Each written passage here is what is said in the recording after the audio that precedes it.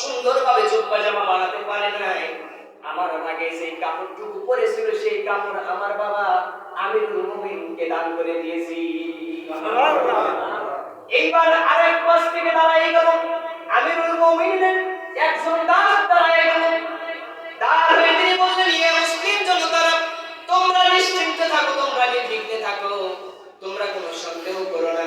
আমার ভাগেও যেই কাপড়টুকু পরেছিল, যেই সম্পদটুকু পরেছিল, আমিরুল মুমিনিন হযরত ওমর ফারুককে অনেক জোরাজুরি করে পিলাপিলি করে এই কাপড়টুকু দান করেছি, যার কারণে আমিরুল মুমিনিন এত সুন্দর করে জামা বানাতে পেরেছে। মুসলিমদের খলিফা কারা বলতে কিনা, মুসলিমদের যদি আজকে এরকম খলিফা থাকতো, আল্লাহর কসম করে বলতে বাংলার জমিনে কোনো ভিক্ষুক পূজা বলতে না কথা বলতে কিনা। আমিরুল মুমিনিন ডাক দিয়ে বললেন, মুসলিম জনতারা, তোমরা প্রমাণ পেয়ে গেলে নাকি? তোমরা বিশ্বাস পেয়েছো আমিরুল মুমিনিন কোনো সম্পদ চুরি করে নাই?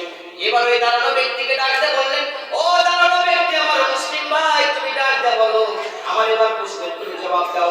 আমি ওমর ফারুক যদি কিছু সম্পদ চুরি করতাম আর তোমাদের কাছে যদি ধরা পড়ে যেত, তোমরা তুমি কি করতে বলো তো দেখি।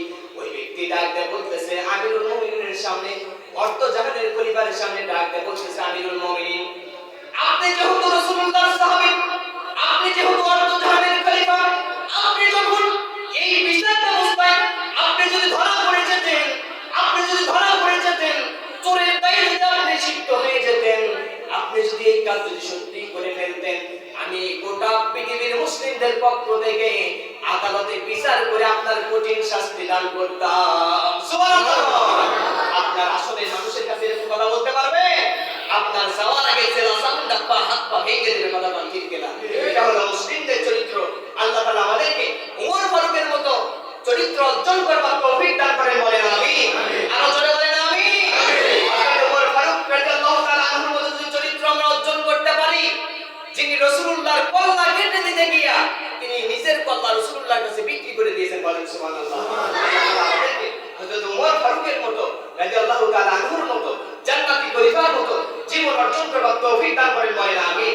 এখন মনে করলেন যে হুজুর আপনি আসলে এমপি মসজিদের লক্ষ্য করে কথা বলেন না, আপনি বাড়ির একজন পরিবার, বাড়ির গার্জিয়ান, আপনি বাড়ির বাবা, বাড়ির ভাই, বাড়ির আপনি আত্মীয় স্বজন, আপনি আপনার বোনের সম্পদ নিয়ে খাবেন আর নামাজ পড়বেন আর গগন দাপড়াবেন, এটা মুসলমানের চরিত্র নয়, ঠিক কিনা?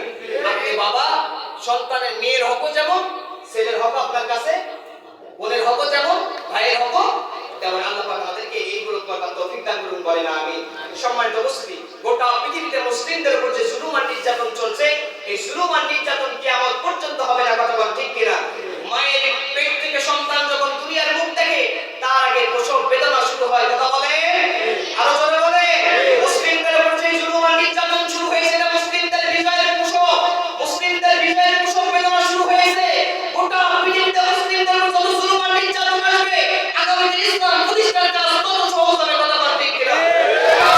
মুসলিমদের উপর নির্যাতন কিয়ামত পর্যন্ত হবে না। এই জুলুম আর নির্যাতনের পরে গোটা পৃথিবীতে আল্লাহ পাক কালিমার পতাকা উত্তোলন করবেন, বলেন ঠিক কিনা? ইসলাম মানা, ইসলাম অনুযায়ী চলবার তৌফিক দান করেন, বলেন আমিন। আগামী দিন হবে কোরআনের দিন, আগামী পৃথিবী হবে ইসলামের পৃথিবী, আগামী পৃথিবী হবে হযরত মাহদী আলাইহিস সালামের পৃথিবী, ইসলামের পৃথিবী দেখবার আমাদের তৌফিক দান করেন, বলেন আমিন।